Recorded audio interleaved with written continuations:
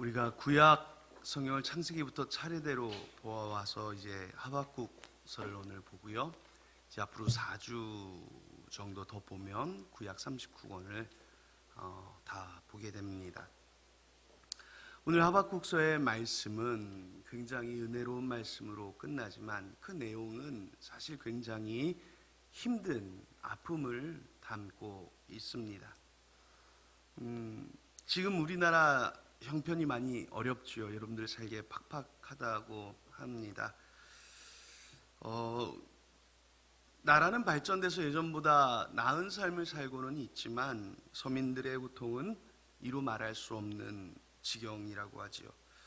그러면 이와 같은 문제들이 어디서 왔을까요? 여러분들이 겪는 여러 가지 문제의 그 근원을 따져보면 여러 가지가 있을 것입니다. 우크라이나와 러시아의 전쟁 때문에 러시아의 가스연료가 유럽으로 수출되지 않으면서 전 세계의 모든 가격이 물가가 폭등하기 시작을 했습니다. 또 그러면 이게 러시아 때문에 우리의 삶이 힘들어진 걸까요? 중국의 과도한 한알령으로 한국에 대한 배척이 시작된 지 이제 10년이 다 돼가는데 한국은 세계 제1의 시장이라고 불리는 중국에서 선점했던 모든 것을 내려놔야 했습니다. 그래서 그 이후로 상대적으로 우리가 어려움에 처하게 됐는데 그러면 중국 때문에 우리가 어려운 걸까요? 옆에 나라 일본의 엔저로 인해서 상대적으로 물가가 낮아져서 우리나라 수출에 악영향을 끼치고 있다고 하는데 그러면 일본 때문일까요? 세계 정치와 경제는 한마디로 정의되지 않아요. 모두가 복합적입니다. 그래서 이해하기 어렵고 정의하기 어렵습니다. 그런데 중요한 건 이렇게 세계 경제가 어렵다 보니 나타나는 결과가 세상이 흉흉해지는 것입니다. 세계적으로 각 지역의 전쟁의 위협이 점점 더 높아지고 있습니다. 실제로 이스라엘과 하마스의 전쟁이 추가로 터졌지요. 서양에서는 동양인에 대한 차별과 인종차별이 날로 심해져서 그 민족주의와 인종차별주의가 기승을 부리고 있습니다. 살기 힘들어지니 점점 더 각박해집니다. 세상이 어지러우면 이 사람들이 흉흉해지는 것입니다. 오늘 선지자 하박국의 시대도 그랬습니다. 3000년 전이나 지금이나 세상은 그렇게 다르지 않아요.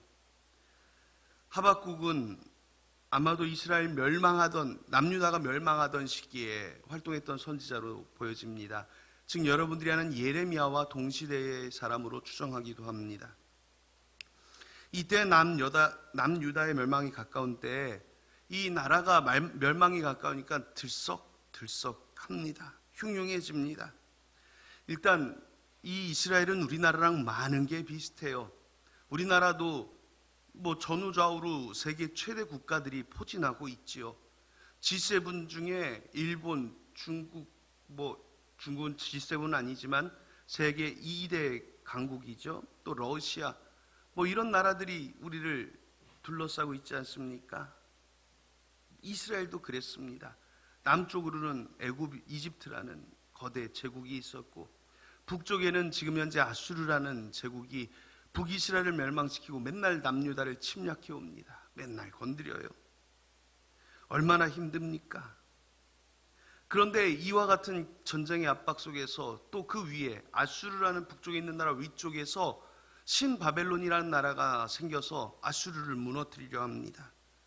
그러자 남쪽에 있는 이집트가 북쪽에 있는 아수르를 도와서 신바벨론과 싸우려고 진군을 하는데 남유다는 맨날 자기들을 괴롭히는 아수르가 싫었거든요. 그런데 이집트가 아수르를 도우러 간다니까 그걸 못 가게 막고 싶었어요. 막고 싶어서 그 길목에 나가 맞서서 전쟁에서 싸우다가 요시야 왕이 전사를 하게 됩니다. 이때 이집트는 뿔이 나가지고 화가 나서 남유다의 왕을 자기들의 마음에 맞는 여호와 성으로 바꾸고 그 나라의 모든 걸 약탈해 가버리게 됩니다. 그때 북쪽에서 또 그 신바벨론이라는 나라가 아수르를 무너뜨려 버립니다. 자, 이제 아수르만 사라지면 괜찮을 줄 알았어요. 그랬더니 이제 아수르가라는 방패막이 없어지니까 이 바벨론이 유다까지 직접 침략을 또 해옵니다. 산 넘어 산이에요. 이와 같은 국제적 정세 속에서 그 압박을 이겨낼 수 없었던 유다는 멸망하게 됩니다. 바벨론에 의해 멸망당하고 바벨론은 그 기세를 몰아 애굽마저 쳐서 이겨버리는 기염을 토합니다. 어마어마한 대강국이 되어버렸습니다. 이때 바벨론이 이집트를 이기고 돌아가면서 남유다의 포로들을 끌고 간 게 제1차 포로기입니다. 지금 하박국의 시대는 바로 그 멸망의 과도기에 멸망의 직전의 시대입니다. 그러니 사람들이 민심이 얼마나 흉흉했겠습니까? 사람들이 포악하기가 극에 달했습니다. 선지자 하박국은 하나님의 나라 이스라엘이 이렇게 된 것이 너무도 가슴이 아팠습니다. 그래서 하나님께 묻는 겁니다. 하박국서는요, 두 번의 하나님을 향한 질문과 한 번의 찬송으로 이렇게 총 3장으로 구성되어 있습니다. 1장 2절에서 4절에 하박국이 이렇게 이야기해요. 여호와여, 내가 부르짖어도 주께서 듣지 아니하시니 어느 때까지이리까? 내가 강포로 말미암아 외쳐도 주께서 구원하지 아니하시나이다. 어찌하여 내가 죄악을 보게 하시며 패역을 눈으로 보게 하시나이까? 겁탈과 강포가 내 앞에 있고 변론과 분쟁이 일어났나이다. 이러므로 율법이 해이하고 정의가 전혀 시행되지 못하오니 이는 악인이 의인을 에워쌌으므로 정의가 굽게 행하여짐이니이다. 이스라엘 안에 온갖 악인들이 횡행하고 의인들은 핍박당하고 있다는 것입니다. 하박국의 외침은 지금 이 시대와도 다르지 않아요. 지금도 악하기로 말하면 하나도 뒤지지 않습니다. 지금도 악한 자들이 평안하고 좋은 것을 먹으며 오히려 의인이 고난을 당하는 시대를 우리는 살아가고 있습니다. 그럴 때마다 하박국의 이 외침이 생각나는 것입니다. 하나님, 왜 이 악한 세상을 가만히 두십니까? 성경은 이에 대해 저와 여러분들에게 답하고 있습니다. 침묵하시는 하나님이 아니라 우리에게 응답하신 하나님의 음성을 들으시기 바랍니다. 성경은 첫 번째로 하나님의 심판을 준비하셨다는 것을 우리에게 말씀해 줍니다. 5절 6절에 1장 5절 6절에 여호와께서 이르시되 너희는 여러 나라를 보고 또 보고 놀라고 또 놀랄지어다. 너희의 생전에 내가 한 가지를 행할 것이라. 누가 너희에게 말할지라도 너희가 믿지 아니하리라. 보라, 내가 사납고 성급한 백성 곧 땅이 넓은 곳으로 다니며 자기의 소유가 아닌 거처를 점령하는 갈대아 사람들을 일으켰나니 라고 말씀합니다. 이 갈대아 사람이 아까 말씀드린 그 바벨론 제국을 의미하는 거예요. 하나님은 갈대아 사람들을 준비하셨다고 말합니다. 지금 이스라엘을 압박하는 그 아수르를 멸망시킬 또 그 바벨론을 갈대아 사람이라고 하는 것입니다. 하나님이 그들을 뭘로 준비하셨냐면 심판의 도구로 준비하셨다는 것입니다. 바벨론이 아수르를 정복하고 이후 유다를 치며 유다의 악인들은 그 화를 면하지 못할 것이다. 하나님이 심판하실 것이다. 악인들은 반드시 멸망하실 것이다. 말씀합니다. 악인들이 심판을 면하지 못하는 것, 그것이 하나님의 정의이고 하나님의 법칙입니다. 지금 우리의 세상을 살면서도 악인들이 형통하는 것 같고 평안한 것 같고 이득을 보는 것 같습니까? 하나님의 시계는 여러분 정확하게 흘러가고 있습니다. 하나님의 책에는 모든 것이 기록되어져 있습니다. 하나님의 정하신 때가 이르면 하나님은 이 세상의 악인들을 심판하신다고 성경은 말씀합니다. 성경은 그리스도의 심판대가 준비되어 있다 말합니다. 사랑하는 여러분, 악인들의 형통을 보며 부러워하지 마십시오. 그들이 받을 심판을 부러워하는 것과 다를 바가 없는 것입니다. 저들은 그 형통함이 잠깐입니다. 오래가야 7, 80입니다. 하지만 결국 심판 후에 그들은 영벌로 들어가게 되어 있습니다. 믿음의 눈으로 보세요. 이것은 참으로 두려운 일이 아닐 수 없습니다. 우리는 이 마지막 세대에 흔들리지 않는 신앙을 붙들고 영벌이 아닌 영생을 향하여 나가는 성도들이 되어야 할 것입니다. 믿음만이 심판을 이기고 천국에 이를 수 있는 열쇠라는 사실을 기억하며 주님께서 이 시대에, 이 악한 세대에 심판을 준비하셨다는 사실을 반드시 기억하시기 바랍니다. 그러자 선지자 하박국은 하나님께 두 번째로 묻는 겁니다. 하나님, 내가 심판은 이해를 하겠는데 하나님 나라의 이 백성들을 왜 하나님을 믿지도 않는 저 이방인들, 바벨론 사람들, 더 악한 사람들의 손에 의해 심판하십니까? 이해가 가지 않는다는 것입니다. 다 의인은 아니지만 하나님의 백성이 하나님을 알지 못하는 바벨론의 손으로 심판받게 하시는 것, 너무하시는 것 같다라고 말씀하는 겁니다. 이러한 선지자의 하박국의 말을 들어보십시오. 1장 13절에 주께서는 눈이 정결하심으로 악을 참아보지 못하시며 패역을 참아보지 못하시거늘 어찌하여 거짓된 자들을 방관하시며 악인이 자기보다 의로운 사람을 삼키는데도 잠잠하시나이까?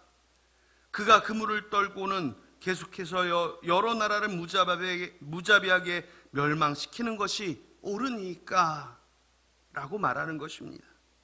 악인이 자기보다 의로운 자를 삼키는 것, 바벨론이 이스라엘 곧 하나님의 백성을 삼키는 것, 우리가 볼 때 형평상 말이 되지 않아요. 의인이 이겨야 되는데 왜 악인이 의인을 이깁니까? 하나님 말이 되지 않아요. 이에 대해 성경은 또 말씀합니다. 오늘 성경이 두 번째로 말씀하시는 것은 하나님은 심판을 예비하셨고 두 번째로 바로 구원을 베푸신다는 사실입니다. 하박국 2장은 이 선지자의 두 번째 물음에 대한 하나님의 답변입니다. 하나님은 바벨론에 대하여 말씀하시기를 다윗에게 약속했던 그 영원한 축복을 말씀하지 않아요. 다윗 왕조는 하나님께서 영원한 왕위를 약속하셨습니다. 하지만 바벨론은 그렇지 않아요. 바벨론이 다 무너뜨리고 이길 것 같지만 2장 8절에 말씀하기를 내가 여러 나라를 노략하였으므로 그 모든 민족의 남은 자가 너를 노략하리니 이는 내가 사람의 피를 흘렸으며 또 땅과 성읍과 그 안에 모든 주민에게 강포를 행하였습니다. 이 바벨론이 영원히 흥할 것 같습니까? 아니라는 거예요. 하나님이 그들을 심판의 도구로 사용하셨지만 그들의 죄악으로 그들을 반드시 멸하시겠다 말씀하는 것입니다. 그러나 오히려 믿음의 사람들은 그들에 의해 멸망당할 것 같지만, 악인 손에 눌린 것 같지만, 고난당하는 것 같지만 하나님께서 반드시 그들을 다시 일으키시며 구원하시겠다 성경은 약속합니다. 그러니까 의인이 고난을 당하는데 악인의 손에 심판당하는 게 말이 안 되는 것 같지만 이것은 하나님의 채찍이요 하나님의 깨우치심이며 이 심판한 악인들은 하나님이 반드시 멸하시거니와 이때 시험당한 이 의인들은 하나님이 다시 구원하시겠다는 게 하나님의 말씀이라는 것입니다. 아수르는 멸망할 것이요 그 아수르를 멸망시키고 이집트를 이긴 위대한 바벨론도 멸망할 것이라고 말씀합니다. 그리고 그 말씀대로 바벨론은 또 이후에 파사 곧 페르시아 제국에 의해 멸망하게 되지요. 그리고 바벨론의 멸망 이후 이스라엘은 다시 하나님의 은혜로 다시 이스라엘 땅으로 돌아와 그곳에 성전을 짓고 성을 짓고 이스라엘을 재건하게 됩니다. 하나님은 이 약속의 말씀을 오늘 14절에 이렇게 말씀합니다. 이는 물이 바다를 덮음같이 여호와의 영광을 인정하는 것이 세상에 가득하리라. 세상의 헛된 제국들은 멸망하여도 하나님을 아는 지식과 여호와의 영광을 인정하는 것이 온 세상에 가득할 것이라고 하나님은 말씀하십니다. 지금 보세요. 바벨론도 멸망했고 페르시아 제국도 멸망했고 로마 제국도 멸망했습니다. 그러나 하나님의 백성은 지금 전 세계에 가득합니다. 여호와의 영광을 인정하는 것이 온 세상에 가득하리라. 하나님의 신실하심은 그 역사가 증명합니다. 선지자 하박국은 그것을 보지 못했습니다. 하지만 그 약속을 받고 하나님의 놀라운 섭리와 계획을 깨달았습니다. 하나님은 그 백성을 결코 버리시지 않는다는 약속, 반드시 회복하시겠다는 그 은혜, 그리고 신실하신 하나님이 이루시리라는 것을 믿음의 눈으로 보는 것입니다. 이게 믿음의 눈을 뜰 때 보이는 거예요. 이 사랑하는 여러분, 지금 시대가 어렵습니다. 여러분들이 까닭없이 고난을 당하는 것 같습니다. 이 시대에 어떻게 살지 막막합니다.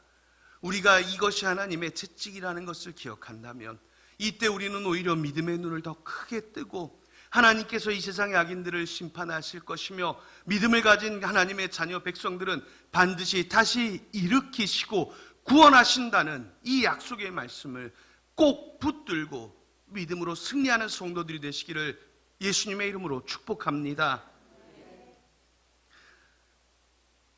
하박국서 2장 4절에 이 믿음에 대하여 우리에게 말하지요.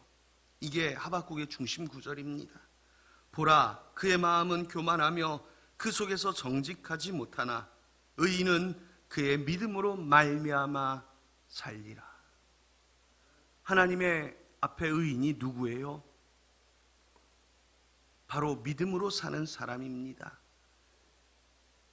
믿음이 우리를 의롭게 하는 것입니다. 이것이 우리 기독교의 중심 사상인 이신칭의 혹은 이신득의라고 하는 믿음으로 말미암아 의롭게 되고 믿음으로 말미암아 의롭다함을 받는다는 사상입니다. 우리는 본질적으로 악한 죄인이지만 우리 안엔 죄악밖에 없지만 하나님은 믿음으로 여러분들을 의롭다 하셨고 이제 의인이 된 여러분들은 하나님의 구원을 받기에 전혀 손색이 없고 전혀 부족함이 없으며 오히려 하나님은 여러분들의 그 믿음을 보시고 축복하시는 하나님이신 줄로 믿으시기 바랍니다. 의인은 믿음으로 살 것입니다. 선지자는 하나님의 이 약속을 듣고 깜짝 놀랍니다. 지금 이 패역한 나라가 곧 멸망하겠지만 하나님의 구원을 약속받았고 오히려 이 나라를 멸망시킬 저 제국마저도 하나님이 친히 심판하시겠다는 약속을 들으며 하나님의 위대하고 크신 계획을 깨닫게 됩니다. 우리를 향한 하나님의 계획은 크고 놀랍습니다. 우리가 알지 못하는 더 크고 놀라운 일들이 여러분들의 인생의 앞길에 펼쳐집니다. 내가 생각하지 못했던 스케일의 일들이, 내가 상상하지 못했던 크기의 일들이 여러분들의 인생의 길에 펼쳐지는 것입니다. 그러므로 하나님의 손길을 기억하십시오. 하박국은 이것을 깨달은 것입니다.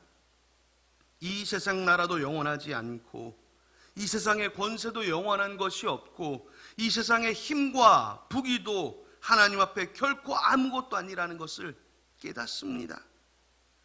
그래서 선지자 하박국은 3장의 노래를, 놀라운 신앙의 노래를 부릅니다.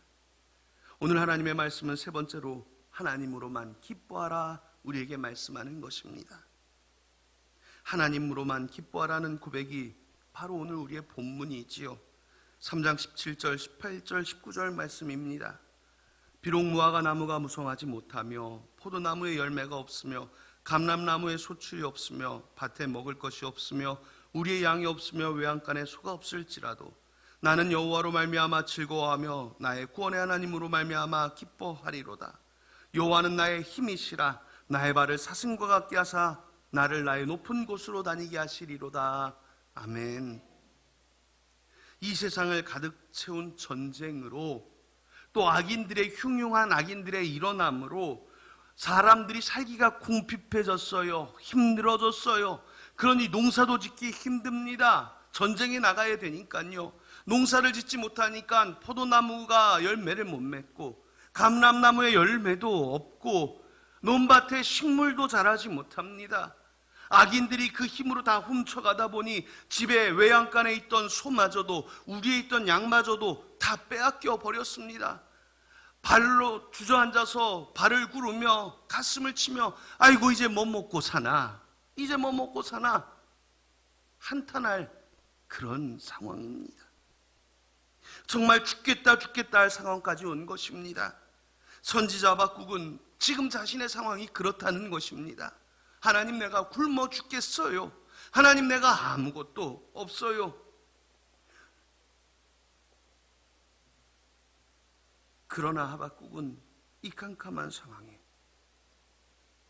하나님께서 반드시 다시 일으키시고 세우시리라는 그 약속을 믿음으로 붙들기로 한 것입니다. 꽉 붙들었습니다. 믿음 말고는 다른 것은 아무것도 아니라는 것을 깨달았습니다. 그래서 지금 당장 굶어 죽을 것 같고 아무것도 없어도 자신에게는 하나님이 있다는 것을 발견하니 그것이 그에게 기쁨이 됩니다. 그래서 그것을 기쁨으로 노래한 것입니다. 이 고통의 순간, 고난의 순간에도 하나님만 계시면 만족하고 즐거울 수 있습니다. 왜요? 하나님이 우리를 구원하시리라는 것을 알기 때문입니다. 하나님의 구원이 반드시 이루어지리라는 것을 마음으로 믿었고 확신했기 때문입니다.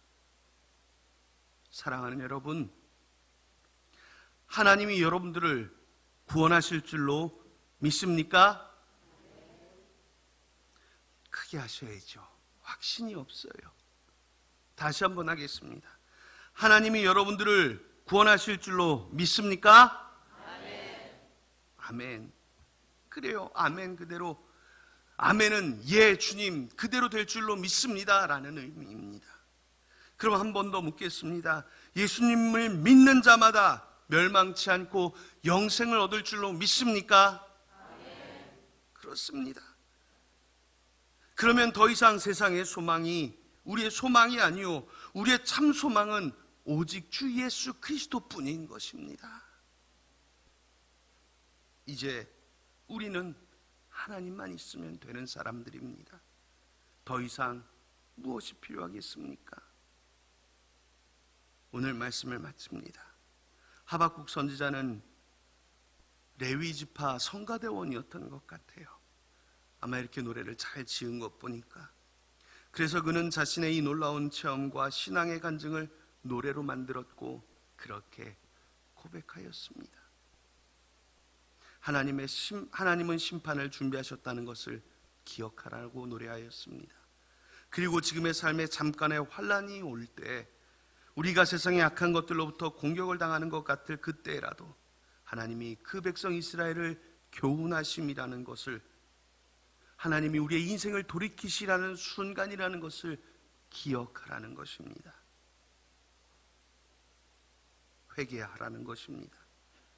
그러면 하나님께서는 구원을 베푸시는 하나님이십니다. 우리를 치는 저들의 권세가 영원할 것 같지만 저 악인들의 권세는 마지막 때에 반드시 심판으로 멸망할 것이요 오직 의인은, 믿음의 사람은 믿음으로 말미암아 살 것이다 약속하셨습니다. 그러므로 우리는 이 세상 사람들 눈에 가진 것도 없고 능력도 없고 늘 부족해 보일지라도 우리는 예수님을 가진 가장 부유한 사람이라는 것을 기억하십시오. 예수님만 있으면 우리는 얼마든지 다시 일어날 수 있습니다. 예수님만 있으면 우리는 구원을 얻을 수 있습니다. 예수님만 믿으면 우리는 축복의 자녀입니다. 이제 세상을 향하여 담대히 나가십시오. 남들과 비교하고 싶어질 때 저들이 가진 차, 집, 경력과 돈, 그런 것과 비교하지 마세요. 저들이 더 가진 것은 내가 없기 때문에 더 가진 것뿐일 것입니다. 그러나 세상은 믿음의 구원이 없기에 세상의 끝은 멸망뿐임을 기억하시고 오직 주의 말씀과 훈계를 따라 주의 말씀만으로, 주님만으로 기뻐하며 우리의 영원한 소망 예수 그리스도를 붙들고 포기하지 않는 믿음의 삶을 살아 천국과 영생을 누리는 사랑받는 성도들이 되시기를 예수님의 이름으로 축원합니다. 기도하겠습니다. 하나님, 오늘도 우리가 주님 앞에 나왔습니다. 이 세상의 것들 바라보지 않기를 원합니다. 우리의 눈은 오직 주님만 바라보게 하시고 주의 은혜만 바라보게 하시고 주의 구원만 바라게 하여 주시옵소서. 세상에 그 어떤 것도 우리에게 만족을 주지 못함을 다시 한번 고백하며 오직 예수로만 살고 예수로만 승리하게 하여 주시기를 예수님의 이름으로 기도하옵나이다. 아멘.